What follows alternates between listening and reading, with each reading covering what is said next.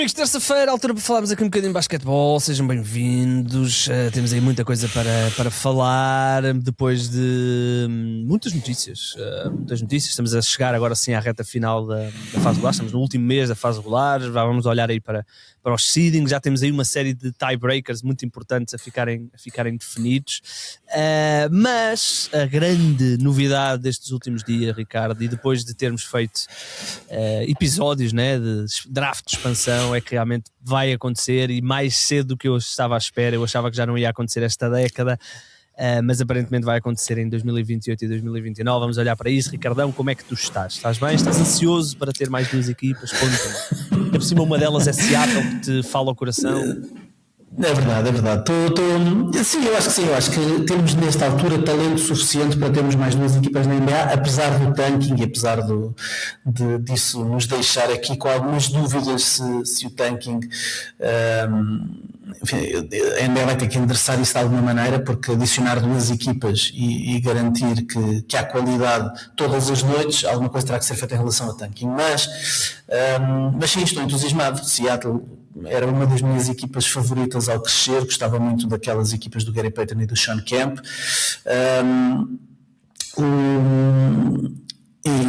portanto uma expansão significa mais 30 postos de trabalho, e eu acho que isso também pode ser bom para o Nemias, por exemplo, porque apesar de ele estar a fazer uma época extraordinária e estar aqui a garantir certamente uma extensão de contrato que lhe vai dar aqui mais uns aninhos na NBA, havendo uma expansão aumenta ainda mais as probabilidades de continuar na NBA e de ter aqui uma carreira longa na Liga Norte-Americana. Portanto, estou satisfeito com esta notícia. Se o draft de expansão fosse este verão, o Nemias era um dos protegidos pelos Celtics?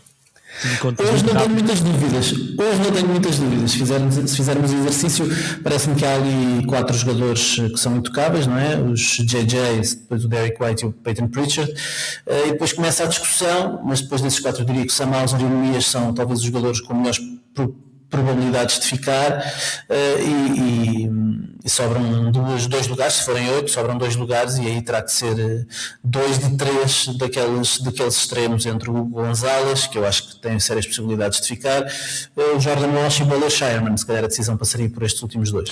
Mas acho que sim, acho que o Nemias estaria dentro, quer pelo contrato, não é? Quer pela qualidade que ele já oferece à equipa. Hoje em dia, cada vez mais a conversa se ele é um dos 10 melhores, ou um dos 15, ou um dos 20 melhores postos da NBA, e isso acho que lhe dá garantias de ter futuro nos Celtics. Ainda falta algum tempo para eles terem de tomar esta decisão, mas não deixa de ser interessante, porque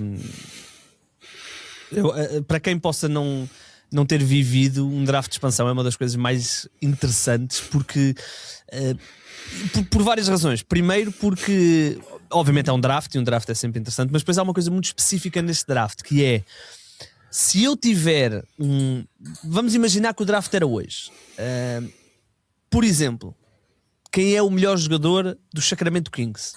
Podemos aqui debater se é o Sabonis, se é o Lavine e não sei o quê, mas eu diria que provavelmente nenhum dos dois seria protegido.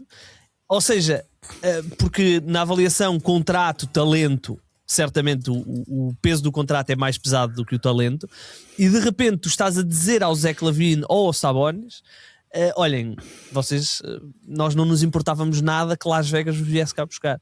Portanto, até por isso, pelas decisões que vão ser precisas tomar, por exemplo, maus contratos vão ficar disponíveis, e os maus contratos normalmente estão associados a jogadores que têm algum peso. Portanto, é muito interessante ver isto. Não é agora, ainda faltam 3 anos basicamente para esse draft, e muitos contratos ainda vão ser assinados até lá, mas é muito interessante ver isso. Por exemplo, deixa-me perguntar-te, Ricardo, se fosse hoje, tu achas que os Lakers protegiam o LeBron James? Provavelmente não protegiam o LeBron James. Pois não, com este provavelmente não protegiam o LeBron James, é verdade. Provavelmente não protegiam por causa do valor do contrato, precisamente porque eles querem seguir em frente. Mas olha, por falar em draft de expansão, tu tens noção do que é que está a acontecer na WNBA? Não. A WNBA fez em 2024 um draft de expansão para entrarem as Golden State Valkyries, não é? A última equipa que entrou. Este verão vão ter um draft de expansão porque vão entrar 2 equipas novas, as Toronto Fire, as Toronto Tempo e as Portland Fire.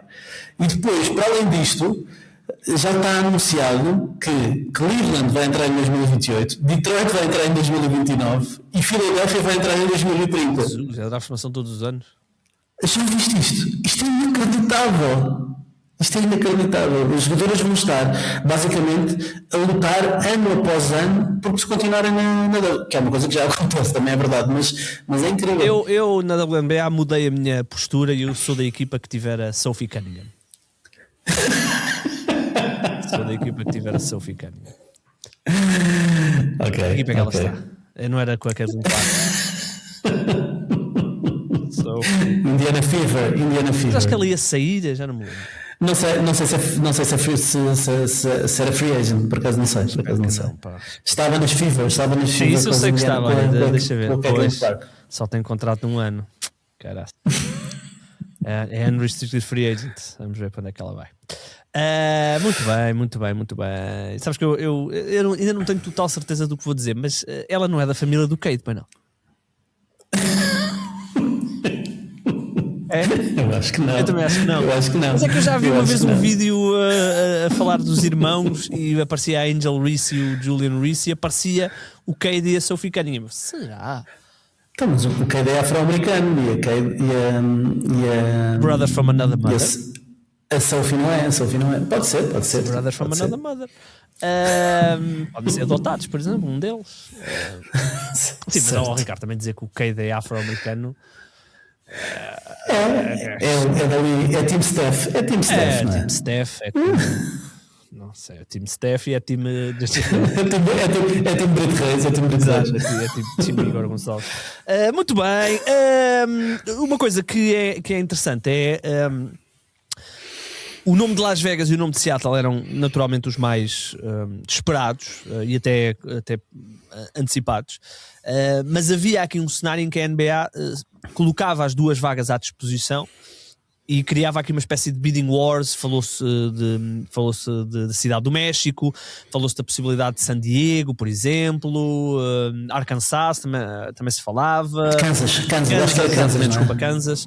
Portanto, havia aqui um cenário em que a coisa era aberta e poderiam haver cidades, se calhar até, quem sabe, Vancouver poderia voltar aí à situação, mas o que a NBA fez, obviamente porque já tem os parceiros alinhavados e já sabe que não terá dificuldades em ter o grupo pronto para pagar os tais entre 7 a 9 mil milhões de dólares. É interessante ver que a NBA escolheu basicamente Seattle e Las Vegas, certamente, e isto dá-nos a ideia de que já está tudo tão alinhavado que nem foi preciso lançar aí a bidding à coisa, não é? Falava-se de Lisboa, não é? Os de Lisboa Pigeons. Gaia, falava-se aqui de Gaia. Os pomos de Lisboa. Falava-se de Gaia, Vila Nova de Gaia. Se bem que nós aqui em Gaia temos um problema muito grande. Rio Tinto, exatamente. Em Gaia, só não vem uma equipa da NBA para Gaia porque aparentemente Gaia é a cidade mais difícil do mundo para ter água. Porque eu não quero estar a utilizar este fórum para criticar o sítio onde eu estou. Mas vocês não têm bem noção. Eu diria que uma vez por semana falta água aqui na redação do 00. Portanto, vocês se calhar não conseguem ver, mas eu tenho a caneca. O máximo que eu consegui de água foi isto. Portanto, eu estou aqui a gerir. Eu muitas das vezes meto a caneca à boca e não bebo, só para molhar os lábios.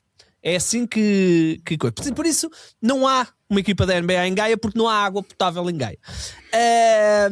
Voltando a centrar, eu acho que percebes. Sim, voltando o quão eu estou irritado com isto, não é? Já percebi. Tens que levar água de casa. Sim, Seattle e Las Vegas acabam por ser as opções óbvias e que fazem sentido para a NBA, que é uma liga conservadora, coisa que eu percebi nos meus tempos de Sport TV, porque houve algumas tentativas de outras estações de roubarem os direitos da NBA à Sport TV.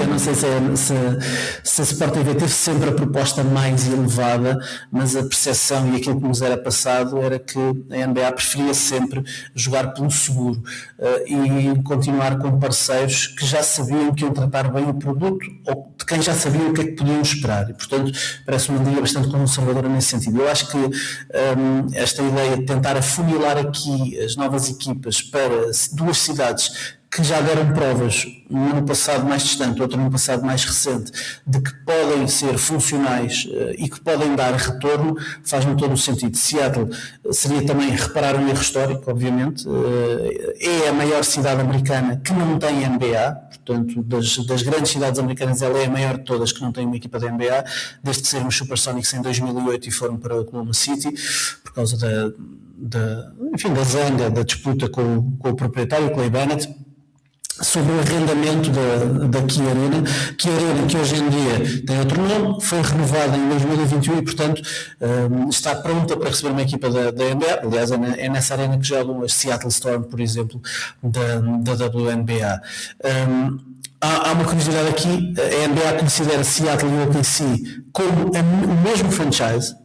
Portanto, por exemplo, Gary Payton é oficialmente o líder histórico dos Oklahoma City Thunder em jogos jogados, mas o OKC não exibe as bandeiras dos Sonics, nem destaca os Sonics quando fazem media guides e essas coisas que fornecem aos jornalistas, porque de facto eles quiseram criar aqui uma separação, e portanto se Seattle regressar, o OKC vai devolver a história de volta a Seattle. É um título aí pelo meio. E há um título pelo meio, tal como aconteceu com os Hornets em 2014.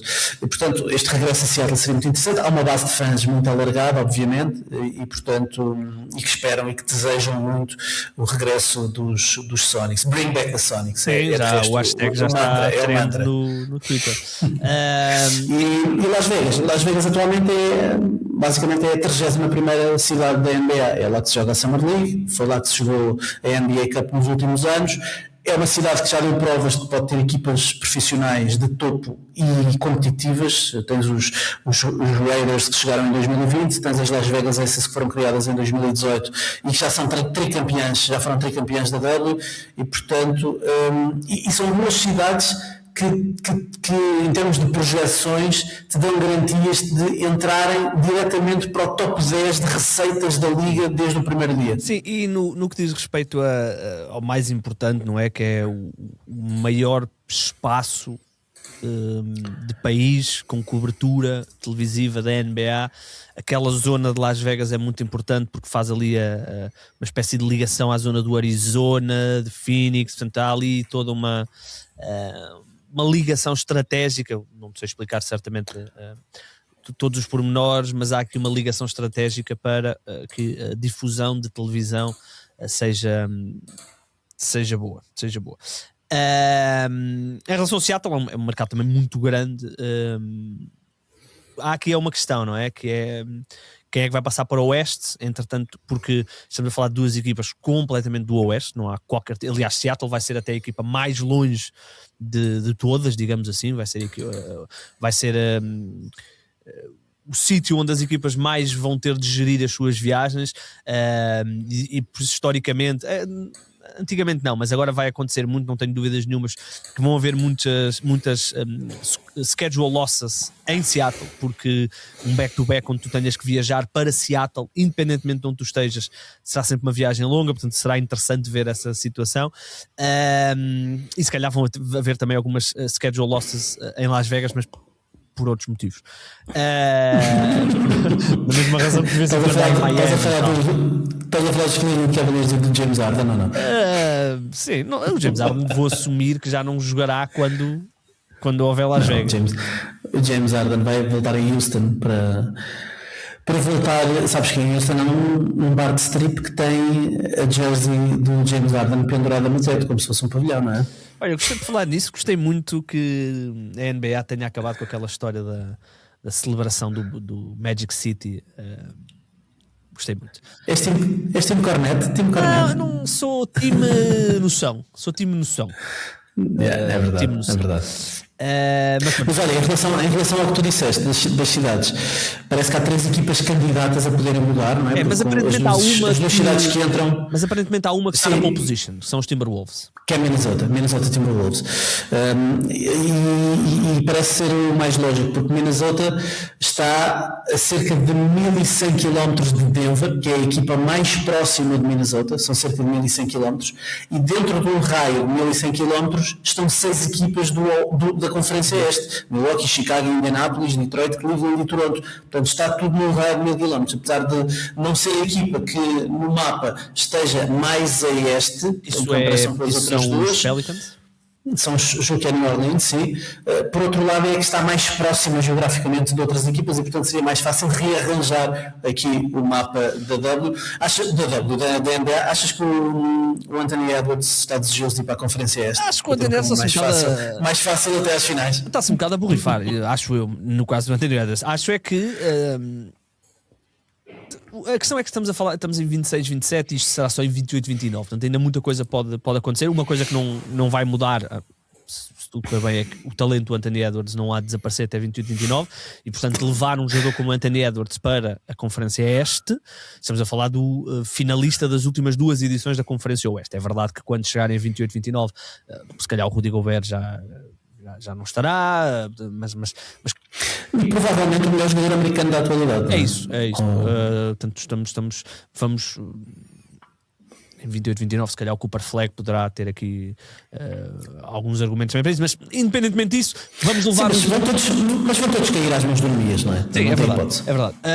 Mas vamos poder transportar um dos melhores jogadores da Liga, certamente em 2008, 2029 será, para o Oeste.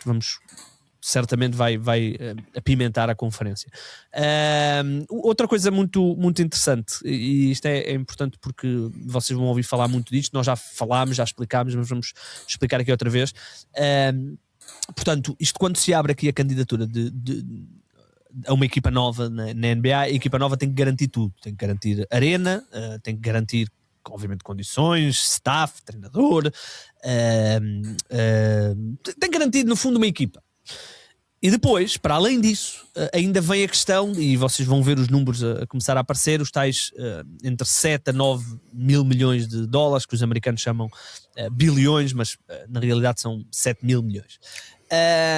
E esses 7 mil milhões, ou 9 mil milhões, quanto seja, a que é que se destinam? Destinam-se a...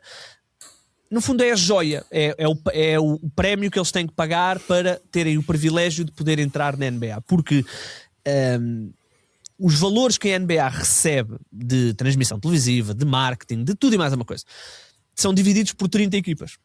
Obviamente depois há o merchandising específico de cada equipa, mas os valores globais, a luxury tax, os impostos, os direitos de transmissão televisivas, o marketing global, é tudo dividido por 30 equipas. E depois é dividido com os jogadores também, é 50-50. Mas é tudo dividido por equipas. Ora, o contrato de transmissão televisiva já está assinado, ele não vai mudar. A NBC e a Amazon e a ESPN e a Disney não vão pagar mais porque entraram 2 equipas, vão pagar o mesmo. E esse mesmo, em vez de ser dividido por 30 donos, vai ser dividido por 32 donos. Portanto, o que esses 2 novos donos fazem é pagam um prémio para, no fundo, compensar os outros donos do dinheiro que vão perder, porque em vez de dividir por 30, vão ter de dividir por 32. Contas assim modestas, andará na casa dos 500 milhões de dólares a cada dono, basicamente. Pode ser mais, pode ser menos, não acredito que seja, mas pode ser um bocadinho mais.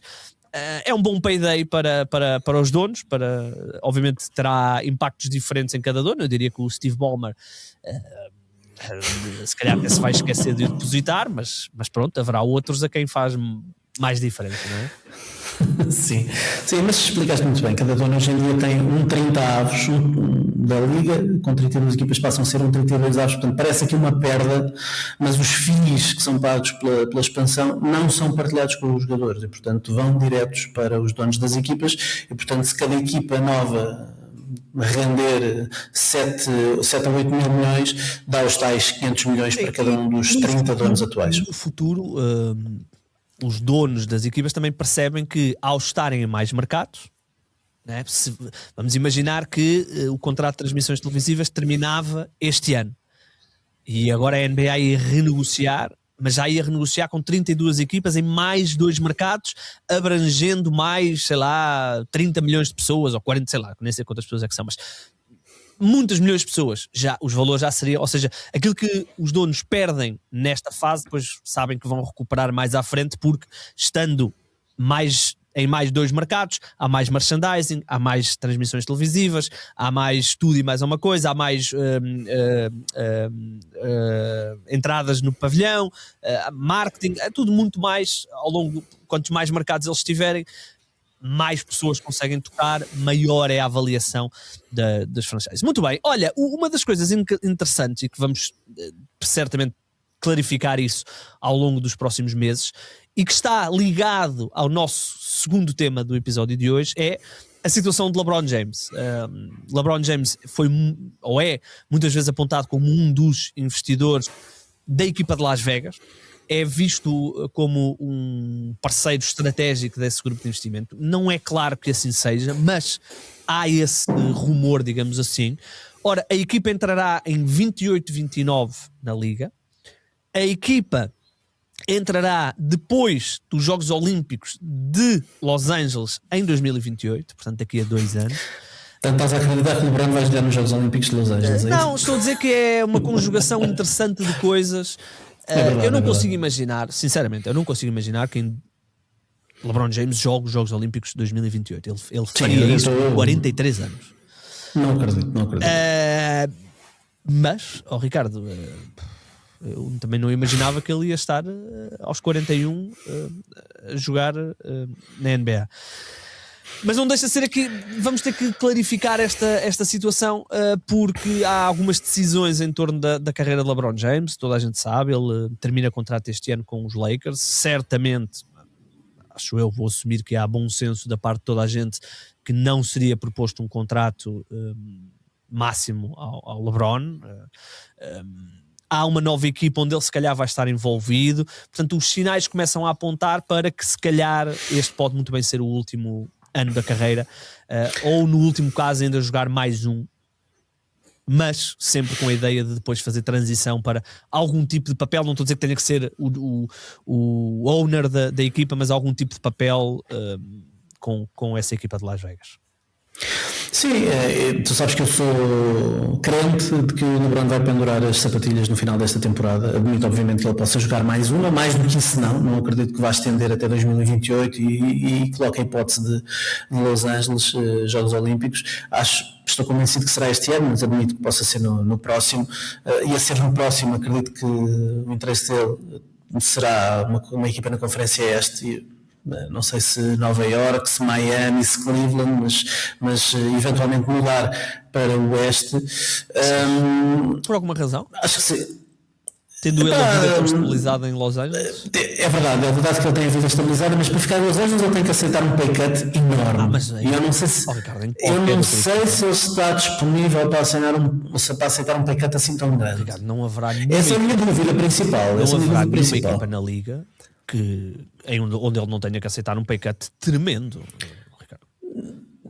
Pois, eu não sei, por isso eu estou mesmo convencido que ele vai terminar este ano, mas lá está, os timings acabam por coincidir aqui com um momento que pode ser transformador na NBA, com esta adição das equipas de Seattle e de Las Vegas. Como tu referiste, e muito bem, há vários anos ele disse publicamente que quer ser dono de uma equipa. Eu julgo que ele chegou a falar em Las Vegas especificamente, se não estou enganado. Ele tem um património que é estimado em mais de $1 milhão e, portanto, um franchise de expansão em Las Vegas seria o investimento da sua vida. Sim, mas não chega, sozinho não consegue. Claro, sozinho não chega, mas lá está, entraria aqui num grupo investidor que poderia liderar este projeto de Las Vegas. E é interessante porque faz aqui um paralelo com o Michael Jordan também, não é? Porque o Jordan comprou os Hornets em 2010, comprou muito barato, 275 milhões, vendeu por 3 mil milhões, portanto teve um grande retorno, apesar de ter sido, enquanto gestor, ter sido um desastre, porque os Hornets foram das equipas mais fracas da liga nesse período. Mas o LeBron talvez seja um jogador com mais olho para o negócio do que o Michael Jordan foi. Tem histórico também de ser GM há muitos anos e, portanto, pode dar mais dinheiro no front office. Sim, vamos ver. Teremos certamente novidade. Acho que estará certamente envolvido em alguma equipa. Portanto, vamos ver. Só para que se compreenda, ele nem poderia ser, pelo seu património, que é infinito, mas comparativamente ao que é preciso para comprar uma equipa da NBA, estaria longe de o conseguir fazer. Ele nem sequer conseguiria ser o principal acionista, digamos assim, o dono maioritário. Portanto, estou curioso para ver onde é que as pedras do dominó vão cair, porque certamente haverá muita gente envolvida nessa equipa, porque estamos a falar de uma equipa que vai estar na capital do gambling, mesmo com o gambling a ser mais fácil agora. Eles vão estar na capital, onde estão os casinos, onde estão os hotéis, onde estão os agiotas, neste caso na economia paralela. Portanto, é um mundo muito difícil no sentido desafiante, onde os retornos podem ser absolutamente massivos, mas onde, por serem retornos massivos, também podem trazer uma série de interesses e de negociatas, e vamos ver como é que o LeBron vai navegar isso, não é? Vamos ver. Olha, fazendo um parênteses, já que falaste em apostas, isto dos mercados preditivos está a perder completamente o controle. Está a perder o controle. Está a ser possível apostar sobre ataques, guerras, sobre a morte de pessoas. Portanto, há pessoas a fazer apostas, a meter dinheiro sobre quando é que os Estados Unidos vão atacar o Irão, quando é que vão arrebentar com aquilo, Cuba. Estamos a apostar sobre a vida das pessoas. Há de haver gente a torcer pela morte de pessoas. É o que está a acontecer nesta altura. E sem querer entrar aqui em grandes detalhes, eu sigo muito esse campo do mundo, e começa a surgir a ideia de que muitas das decisões que são tomadas por pessoas que têm um impacto em todas as nossas vidas, porque basta ver, e certamente quem nos está a ouvir terá carro, e se não comprou carro elétrico como eu, que a melhor decisão que já tomei na vida, certamente está a sentir as consequências de uma decisão de alguém que está a 1000, 2.000, 3.000, 4.000 quilómetros de distância, mas começa a haver a ideia generalizada de que algumas dessas decisões têm que ver com determinados investimentos nesse tipo de situações. É verdade. Eu já agora deixo-te uma recomendação. Há um novo podcast do The Ringer que se chama Wait a Minute, que é sobre teorias da conspiração. Okay. Eu tento fugir. Mas espera, mas é em tom de gozo. Isto é feito pelo Jason Concepcion, que tinha o Six Trophies com o Shea Serrano, e é delicioso. E esta semana o tema foi precisamente isso, e eles desmontam uma série de coisas e falam de como algumas decisões estão a ser tomadas depois de serem feitos grandes volumes de apostas nesse tipo de coisas. E depois já nem é só isso. Tu se tiveres essa informação, não é? Mesmo que não influencies, mas se tiveres essa informação, podes capitalizar. E pronto, vamos seguir. Em relação ao LeBron, obviamente o LeBron está nos Lakers, e nós temos adiado um bocadinho este episódio, porque os Lakers são uma equipa que eu estive a tirar todos os dados, todo o tipo de dados, e todo o tipo de dados nos dizem que os Lakers são uma equipa mid, são uma equipa de meio da tabela, são uma equipa de play-in na NBA. O net rating deles é 1.1. O diferencial potencial, o diferencial pontual já foi negativo, agora está positivo, mas está muito perto do zero, portanto entre pontos feridos e pontos marcados está muito perto do zero. São uma equipa mid em pontos na área pintada, são uma equipa mid em transições ofensivas e defensivas, são uma equipa mid em ressaltos, tanto ressaltos ofensivos como ressaltos defensivos, são mid em quase tudo. A única coisa onde eles são elite é pontos por cada pick and roll, seja em isolamento, seja em pick and roll finalizados pelo ball handler, seja em pick and roll finalizados pelo roller, portanto, e obviamente todos compreendemos porquê, porque Luka Doncic é um mestre, e depois ainda junta aqui Austin Reeves e LeBron James, que também o fazem muito bem. Portanto, é o único sítio onde eles são elite.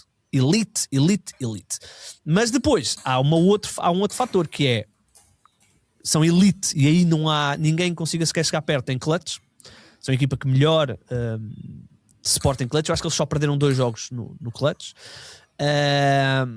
E de repente, com uma sequência de 9 vitórias em 10 jogos, onde bateram equipas fracas, mas também bateram equipas como Minnesota Timberwolves, Knicks, tiveram se calhar um dos jogos da temporada recentemente no sábado, se não estou em erro, referente aos Denver Nuggets, a primeira vez que vão ao prolongamento, um jogo absolutamente louco, que terminou obviamente com a imagem que todos viram do Austin Reeves a falhar aquele lançamento livre de uma forma perfeita para conseguir ir buscar aquele ressalto e fazer aquele floater. Tem tiebreakers com Denver, com Minnesota, estão aqui numa baseball series com Houston, ganharam o primeiro jogo, Houston está bastante modesto, portanto não é nada impossível que ganhem o segundo jogo e ganhem também esse tiebreaker. Portanto, uma equipa que teoricamente seria mid, está em boa posição para, quem sabe, ficar no terceiro lugar da Conferência Oeste. Em princípio, e isto pode ser importante depois para os tiebreakers, não só os confrontos diretos, mas em princípio vão ganhar a divisão, e isto é importante depois num eventual tiebreaker a 3 equipas, que pode acontecer. Portanto, os Lakers vão ficar em boa posição para isso. Qual é que é aqui a questão? É que tem, de todas as equipas que estão na luta para o terceiro lugar da Conferência Oeste, são a segunda equipa com o calendário mais difícil. Portanto, vai ser muito interessante esta reta final, Ricardo, mas, e antes de mergulharmos aqui em alguns dados, é interessante ver que todos os dados nos dizem que esta equipa é uma equipa mid, é uma equipa de estar ali num play-in, numa luta pelo 6º lugar, não uma equipa de estar, se calhar, com boas possibilidades de vantagem em casa na primeira ronda. E é preciso olhar com detalhe para alguns dos números, porque eles têm, a verdade, têm 9 vitórias nos últimos 10 jogos. Estão isolados no terceiro lugar da Conferência Oeste, mas antes desta sequência tinham perdido 12 dos últimos 13 contra equipas do top 10 e portanto mostraram aqui algumas dificuldades. Estão numa fase positiva, mas também é verdade que isto deve ser raríssimo na NBA. 15 dos últimos 18 jogos foram em casa. Dos últimos 19, 15 dos últimos 19 jogos foram em casa. Eles estão numa road trip de 6 jogos. Agora começaram um road trip de 6 jogos, têm 2 jogos em Houston, já ganharam o primeiro. Houston, execução, meio campo, é miserável. A estratégia defensiva de J.J. Redick, fácil, não é? Fazer 2 contra 1 no Kevin Durant e depois aquilo desmorona-se completamente. Mas vão ter aqui ainda mais alguns testes. Houston vai querer fazer ajustamentos, depois vão a Miami, Orlando, Detroit, depois tem um jogo final em Indianápolis antes de voltar a casa, mas quando voltam a casa, OKC 2 vezes, Cleveland e Phoenix. Também não é fácil. Eles têm aqui só uma sequência de 3 jogos, Indiana, Brooklyn e Washington, que é obviamente boa, e depois tem ali Dallas e Utah na última partida. Quase tudo o resto, aliás, tudo o resto é com equipas que vão estar de alguma forma ou de outra na fase regular. E há aqui um jogo que podem já carimbar a derrota, porque eles vão jogar em Houston na quarta-feira e depois têm back-to-back na quinta-feira em Miami, uma viagem longa de oeste para este, portanto diria que esta é uma daquelas schedule losses em Miami. Mas há aqui coisas que nós podemos salientar destes últimos tempos dos Lakers, e tu dir-me-ás se o que eu vou dizer faz sentido ou não. Em primeiro lugar, o Luka parece estar bastante bem, apesar de pessoalmente a vida não lhe estar a correr particularmente bem, não é? Está a passar aqui por amigo, break-up Luka, como é que eles dizem? Custódia Battle Luka, 39 pontos de média por jogo, meu amigo. Isso é demais. Estatísticas para tudo. Mas o Lucas está num dos melhores momentos da temporada. Ele começou a lançar muito mal, mas nos últimos 20, 30 jogos está a lançar mesmo muito, muito bem. 3 pontos, falta 3 pontos, obviamente. Nota-se que, de facto, a preparação que ele fez na pré-época, do ponto de vista físico, agora está a permitir-lhe chegar a esta fase da temporada com muitos jogos nas pernas e continuar a render, e não só continuar a render, está a render se calhar o melhor que já vimos esta época.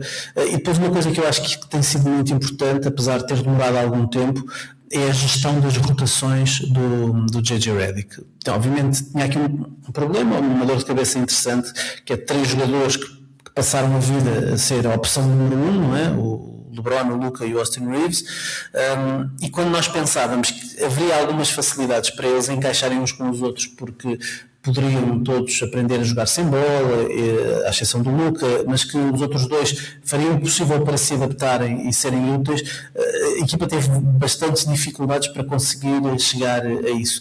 Houve aqui, com umas ausências por lesão do LeBron, a percepção de que os Lakers sem LeBron estavam muito bem, são 10 vitórias, 2 derrotas quando jogam Luka e Austin Reeves e o LeBron não joga, e o J.J. Redick aproveitou isso para pedir uma reunião ao LeBron, aparentemente, e dizer-lhe que pedir-lhe para ele assumir um papel mais terciário e tentar jogar um bocadinho nas sobras. Sim. Aparentemente o LeBron aceitou bem esse pedido do J.J. Redick, não só aceitou bem, como parece estar de facto a fazer isso nos últimos jogos, a fazê-lo com vontade, com empenho, a atirar-se para o chão aos 41 anos, e isso acho que é um grande testemunho de alguém que podia ter o maior ego, e tem de certeza um ego muito grande, mas que está a aceitar um papel numa equipa em que ele já sabe que vai dar um pontapé no rabo quando terminar a temporada, muito provavelmente, e ele podia pura e simplesmente ter algum rancor, mas está a contribuir para uma equipa que se calhar ainda tem a hipótese de fazer algum barulho esta temporada. No seio dos adeptos dos Lakers há essa percepção, e há muito maior respeito para com o LeBron James do que havia, porque realmente havia esse cenário do LeBron de chegar e dizer, não, ok, o Luka é incrível, mas eu sou o LeBron James, e não é isso que está a acontecer. E há uma coisa, e eu ia guardar este dado para o fim, mas posso já dá-lo, há uma coisa onde os Lakers não são mid, são uma das equipas elite, que é em pontos através de cortes, ou seja, jogadores off-ball que cortam para o cesto, seja em jogada estudada ou seja no flow do jogo. E os Lakers nisso são uma das melhores equipas, e isso tem muito a ver com a disponibilidade que o LeBron James está a ter, especialmente desde ali do início de janeiro para a frente, que o LeBron está a ter de aproveitar os gaps, porque obviamente o Luka e o Austin Reeves comandam alguma atenção, e o LeBron é um jogador muito inteligente que fazia muito bem isso em Miami, obviamente aí porque atleticamente era absurdo, mas ele fazia muito bem isso em Miami com o Dwayne Wade e com o Chris Bosh, e agora está a fazê-lo uma versão mais light, e isso os Lakers são elite, e tem muito a ver com essa capacidade do LeBron James se colocar à disposição do Luka e do Austin Reeves. Eu tenho aqui alguns dados que podem ser interessantes. Portanto, neste exato instante, estes números eu tirei-os ontem, podem haver aqui algumas discrepâncias porque eles entretanto jogaram com Houston esta noite, mas ontem o net rating dos Lakers no geral 1.1, que não é bom, mas ok, 1.1. Defensive rating 115.9, 20ª melhor defesa da liga, ou 10ª pior, como queiram dizer. Offensive rating de 116.9, oitavo melhor ataque da liga. Estes são os números gerais. Os números com o Big Three, digamos assim, em campo, o defensive rating é 112.5, o offensive rating, e aqui é um problema, 109. Ou seja, com os 3 melhores jogadores ofensivos na equipa, o offensive rating é pior do que o geral dos Lakers. Mas depois temos que começar a analisar as 3 combinações. E encontramos aqui um ponto em comum nas melhores iterações dos Lakers, que é Austin Reeves. Com Austin Reeves em campo e Luka Doncic, os Lakers têm 116.7 offensive rating, um net rating de 8. Não é mau. Com Reeves e LeBron, o net rating é positivo também. E o offensive rating é 112.6. Não é tão bom como Luka e Reeves, mas continua a ser bom. Luka e LeBron, o net rating é péssimo, é negativo. Portanto, nos minutos em que Luka e LeBron estão juntos em campo, sem Austin Reeves, ou aliás, independentemente de estar o Austin Reeves ou não, os números são maus. Falamos de um offensive rating de 112, defensive rating de quase 115. Portanto, há aqui um cenário em que quando o LeBron James, aliás, quando o Austin Reeves está em campo, independentemente do outro, a coisa é positiva. Obviamente aqui depois há outros fatores, quem é o poste que está com eles, quem está o Jake LaRavia e o Marcus Smart, por exemplo. Há depois aqui uma série de condicionantes. Mas é interessante ver que o Austin Reeves, a fazer no fundo o papel Kyrie Irving, seja a ser o Kyrie Irving do LeBron ou o Kyrie Irving do Luka, não deixa de ser interessante este paralelismo, o Austin Reeves encaixa aqui muito bem, e que depois, quando há Luka LeBron, é que a coisa é um bocadinho mais complicada de gerir, até por alguma falta de dinâmica dos dois jogadores, não tanto de two-man game, mas de dinâmica. Os dois são um bocadinho... falta-lhes ali o jogador que consiga criar a confusão e que possa ser a tal válvula de escape. Portanto, não deixa de ser interessante ver que... atenção, Luka sozinho e DeAndre Ayton ou Jackson Hayes é ótimo, é perfeito. Se os Lakers pudessem jogar sempre só com esses dois jogadores, era perfeito. Mas é interessante estes números, ou seja, o Big Three não é a maior decisão que o JJ Redick teve que tomar, o maior trabalho é mesmo quem é que joga com quem, quantos minutos, porque eles obviamente cada um joga 30 e poucos minutos, portanto tem que ter muito tempo de coincidência, mas os momentos em que eles descansam é que são a dificuldade ou o trabalho que o JJ Redick tem, porque depois o talento está lá. Sim, e fico-te agradecido também por deixares para o fim, se calhar, o homem que merece aqui um bocadinho de amor também nesta época dos Lakers, o Bronny James? Chamado Marcus Smart. Marcus Smart, que não tem sido bastante vocal em várias ocasiões, a expressar a sua tristeza por ter saído dos Celtics e ter visto os Celtics entretanto sagrarem-se campeões da NBA. Ele que ajudou a criar no fundo os alicerces para que aquela equipa se pudesse tornar um candidato ao título. Ele passou 2 épocas muito, muito difíceis em Memphis e em Washington, e pronto, e nesse período viu os Celtics a serem campeões. Ele assume claramente, não sei se tiveste a oportunidade de ler a peça do Dave McManaman sobre o Marcus Smart, quem é adeptos Lakers, mas eu diria adeptos de basquetebol, que vão ler lá histórias deliciosas, a história do vidro na mão, quando ele dá o murro naquela moldura num hotel, quando os Celtics perderam e frente aos Lakers precisamente, e ele dá um murro numa moldura e ficou com uma lasca de vidro de 12 centímetros enterrada na palma da mão direita, a mão dominante, a mão que ele usa mais vezes para tentar cortar linhas de passe, a mão lançadora. Perdeu muito sangue, desmaiou, ele conta essa história, e havia médicos a dizer que não sabiam como é que ele ainda conseguia usar a mão direita, e ele está a jogar na NBA. Os médicos não tiraram o vidro da mão dele, portanto ele esteve a jogar com uma lasca de 12 centímetros enterrada na mão, jogou assim durante 6 anos, e ele dizia que ficava com a mão dormente, teve várias luxações de ligamentos rasgados em dedos e rupturas de ligamentos do polegar, enfim. Ele teve uma das lesões mais... Lembras-te uma vez um lançamento em Memphis em que ele lança e o dedo fica virado ao contrário? Esse lançamento é contra os Lakers em Los Angeles. Essa situação é em Los Angeles. Ele estava em Memphis, ele lança é a tal questão da mão dormente, ele lança, marca um triplo, e quando, portanto, ele marca o triplo e olha para a mão para festejar e repara que um dos dedos está para trás, completamente para trás, ele não sentia nada. E como é que é possível um jogador assim estar a jogar na NBA e pior que isso, os médicos dizerem que ele estava apto medicamente para jogar e ele dizer que não estava, que ele sentia que a mão não estava bem e a obrigarem-no a jogar? Portanto, ele passou aqui 2 anos muito duros do ponto de vista mental para lidar com tudo isto, e portanto fico muito feliz que o Marcus Smart esteja a regressar ao seu, não sei se é o seu melhor ou não, porque na verdade ele é o líder dos Lakers no box plus minus este ano. Ele já conseguiu sacar 19 faltas ofensivas esta temporada, mais do que as que sacou, por exemplo, no ano em que ele foi o Defensive Player of the Year. Nesse ano ele sacou 16, portanto ele está outra vez a emprestar o corpo e a dar tudo, dar o corpo às balas, como se costuma dizer, para isto.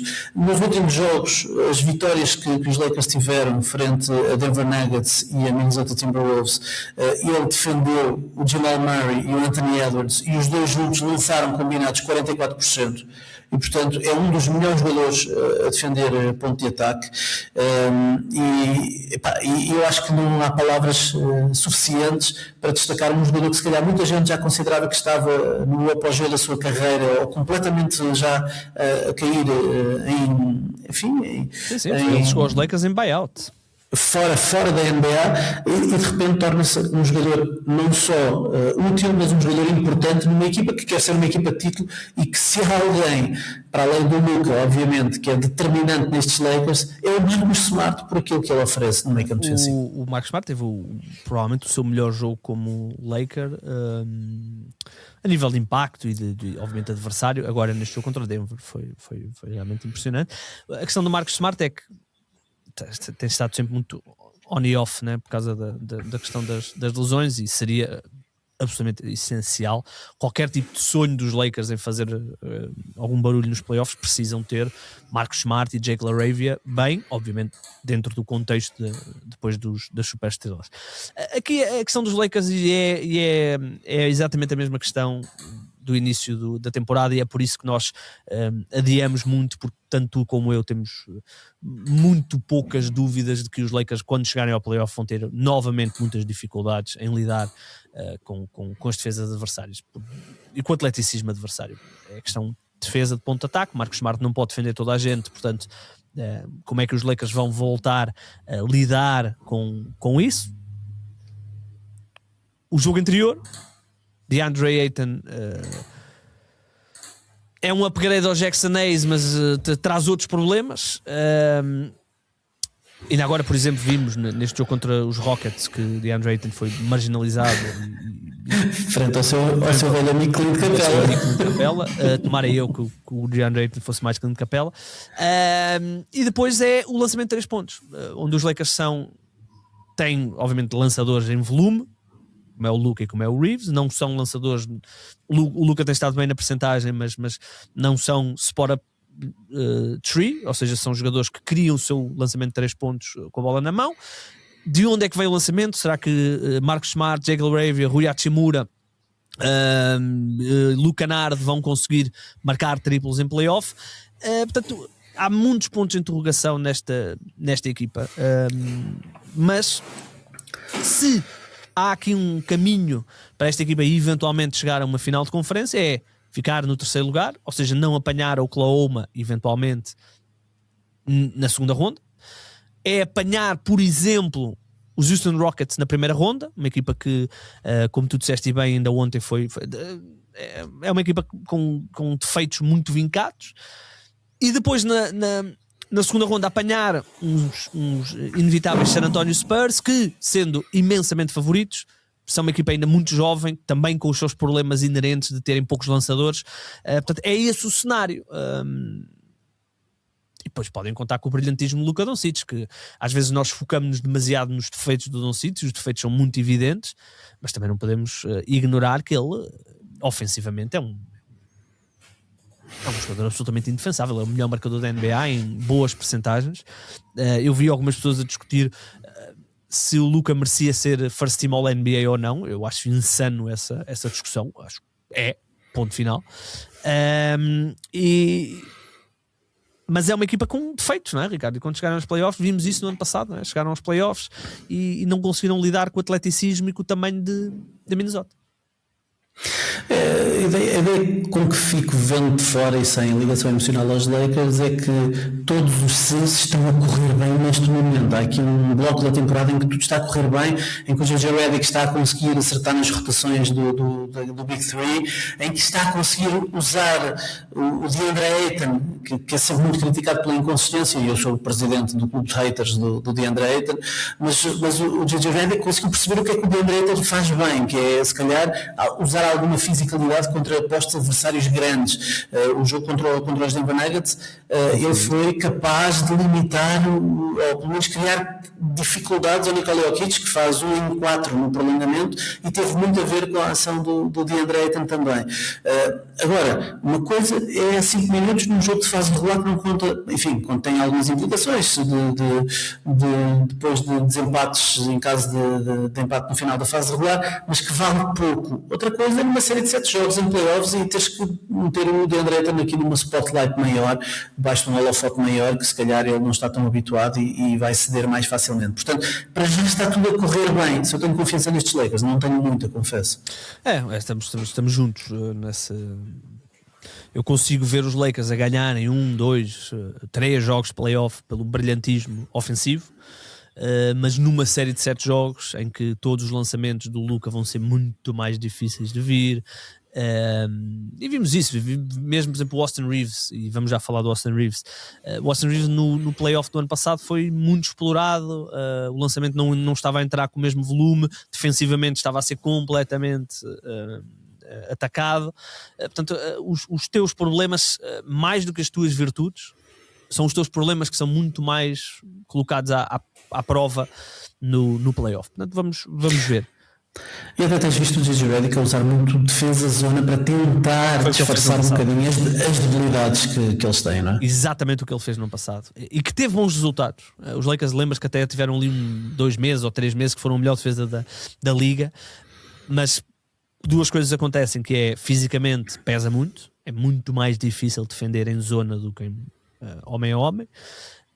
Porque obriga-te a estar, para já obriga-te a ter uma voz de comando, isso os Lakers têm, LeBron James, mas depois obriga a equipa a estar toda conectada e especialmente quando há jogadores como Kevin Durant do outro lado, onde tu tens de fazer double team, trap, depois tens de correr para trás para ir ainda tentar contestar os atiradores e rodar para não deixar o lançamento exterior sem contestação. É difícil, vimos isso no playoff. Portanto, vamos ver. Também não estou particularmente confiante. Agora, há aqui sinais de que as coisas caminham numa direção positiva, mas até olhando para o futuro. E olhar para o futuro já tocámos aqui na questão do LeBron James, mas há aqui uma decisão que é muito importante, que é o Austin Reeves. Austin Reeves tem uma player option para o próximo ano, não há qualquer tipo de dúvida que não a vai acionar, ou se acionar é porque já tem um contrato de 5 anos, 240 milhões à sua espera, o que na minha opinião seria um erro muito grande por parte dos Lakers. Apesar de eu gostar do Austin Reeves, acho que não há nenhum adepto dos Lakers que não goste de Austin Reeves. Até teria que não haverá ninguém na NBA que não goste do Austin Reeves, porque é um jogador self-made, undrafted, acho eu, ou undrafted, ou qualquer coisa assim do género, e conseguiu subir a pulso e agora é um jogador interessante, mas 240 milhões na era dos Aprons era insano, pagares isso com o Luka já a ganhar o seu contrato máximo também. Os Lakers neste exato instante, entrando, se o verão fosse hoje, começasse hoje, a época terminava hoje, os Lakers teriam na casa de 60 milhões de dólares de cap, isto sem contar com o Austin Reeves, ou seja, se o Austin Reeves aqui tiver vamos assumir que o Austin Reeves ganhará na casa dos 30 milhões, é preciso retirar estes 60. Isto não tem em conta aqui também LeBron James, que é outro tipo de situação.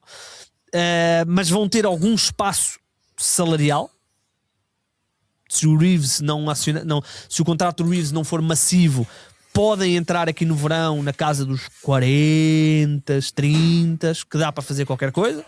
Estão muito longe de estar perto dos Aprons, portanto também vão poder navegar essa situação também. Não têm 2 piques, não têm a pique de 2027 que está em Utah protegida top 4 e não têm a pique de 2029 que está em Dallas, fruto da troca do Luka, portanto têm algumas armas, e têm que reconstruir o plantel, porque na maioria do caso os jogadores ou são free agents ou têm player options, como é o caso do DeAndre Ayton, como é o caso do Marcus Smart. Portanto, há todo aqui um verão muito interessante, porque os Lakers podem seguir vários caminhos, podem tentar reconstruir o plantel, ou podem, com mais piques, tentar aqui um big move. Há a questão do LeBron, há a questão do Reeves, há muita coisa aqui que há por decidir no verão em Los Angeles, Ricardo.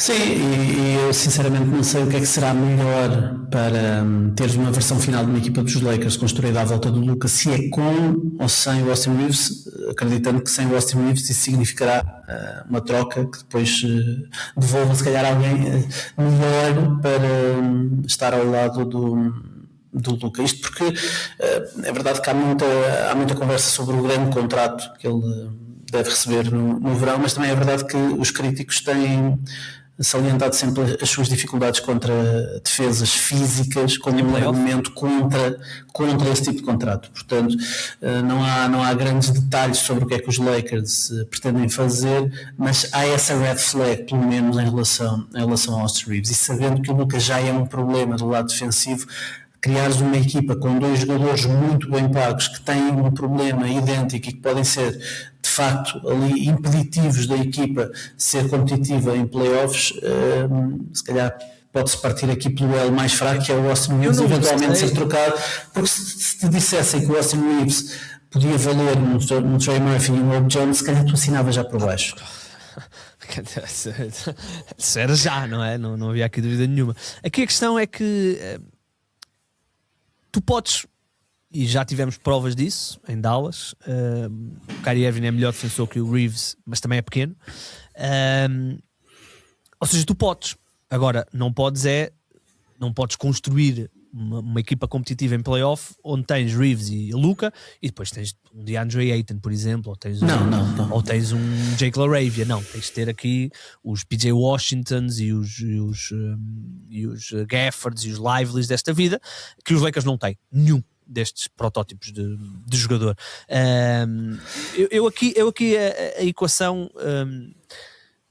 a minha dúvida é que equipa na NBA, e eu sei que há algumas equipas com cap, mas qual era a equipa que ofereceria 240 milhões de dólares a Austin Reeves? Eu diria que nenhuma. Eu diria que não haverá essa equipa. Como é que estamos de cap em Detroit? Não tens o suficiente, de certeza absoluta. Não haveria umas moves possíveis, porque Detroit falava-se de Lauri Markkanen, não é? Não será que não conseguiam fazer umas moves para adicionar ali o Austin Reeves? É que a equipa de Detroit precisa de um segundo ball handler, tem talento defensivo para colmatar as deficiências que o Austin Reeves depois traria à equipa, dá-lhes lançamento, dá-lhes um segundo ball handler, era um jogador que encaixaria perfeitamente nas necessidades principais. Percebes?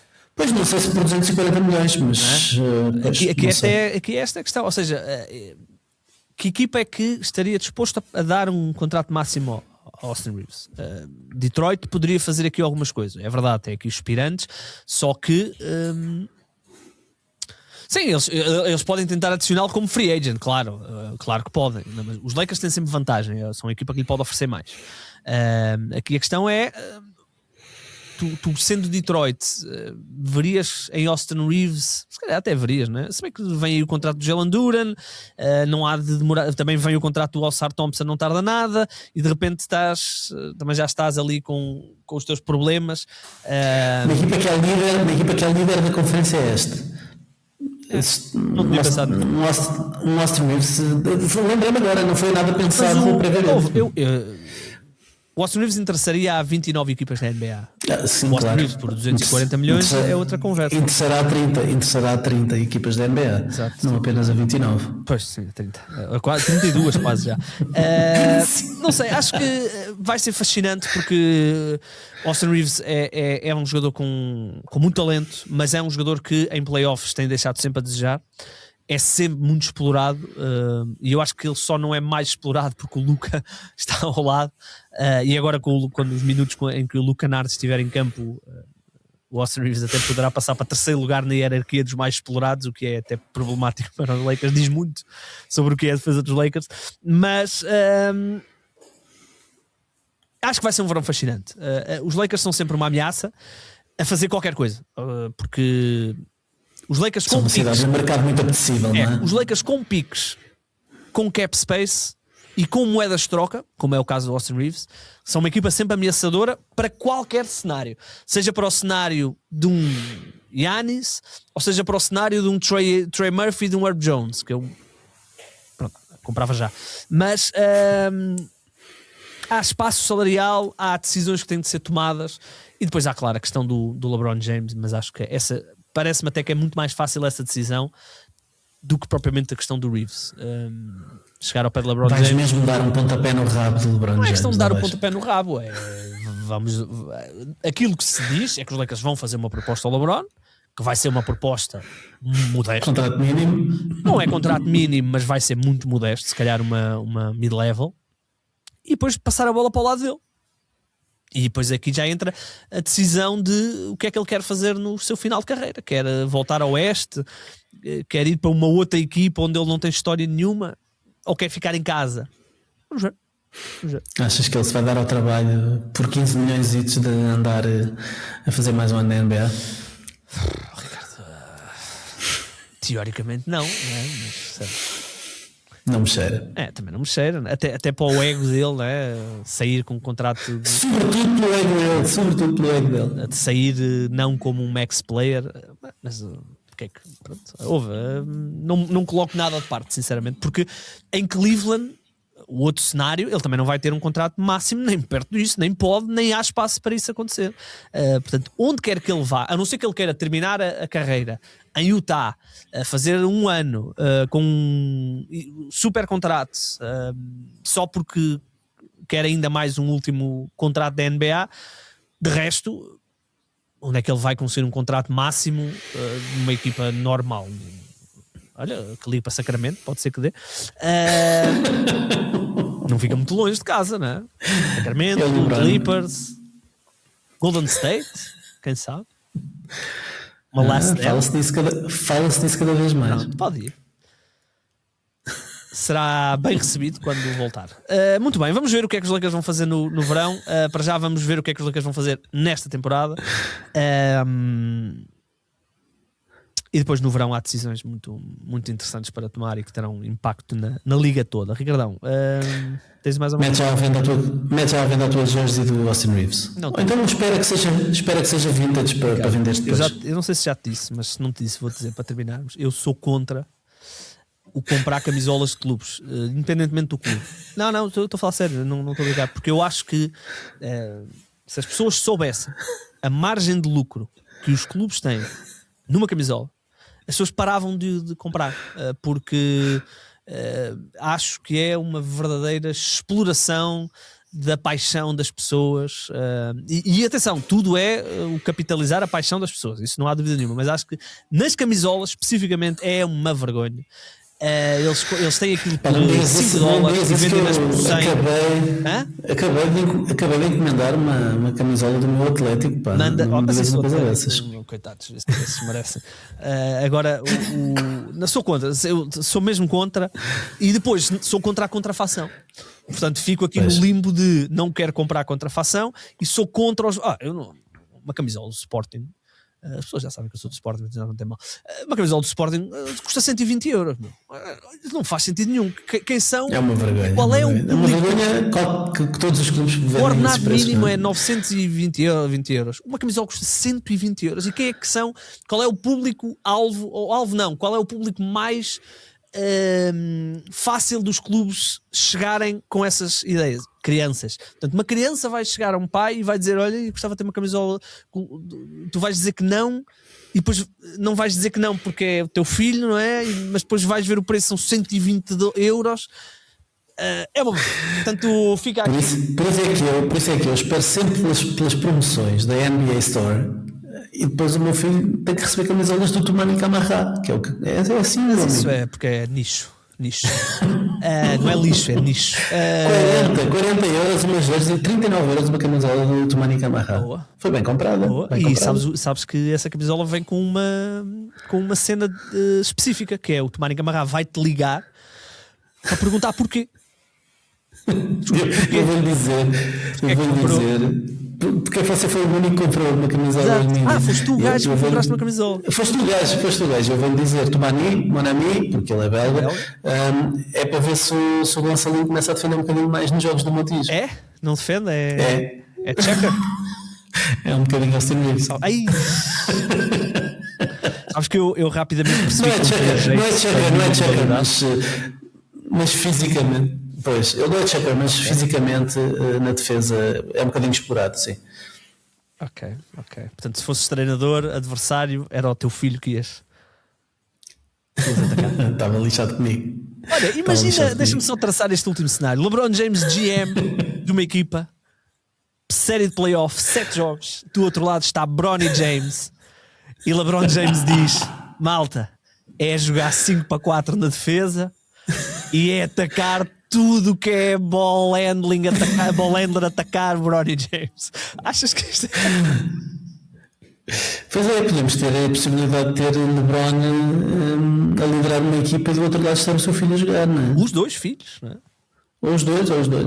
Não sei se o Bryce lá chega. Não, sabes que se LeBron for GM de Las Vegas é gajo para ser.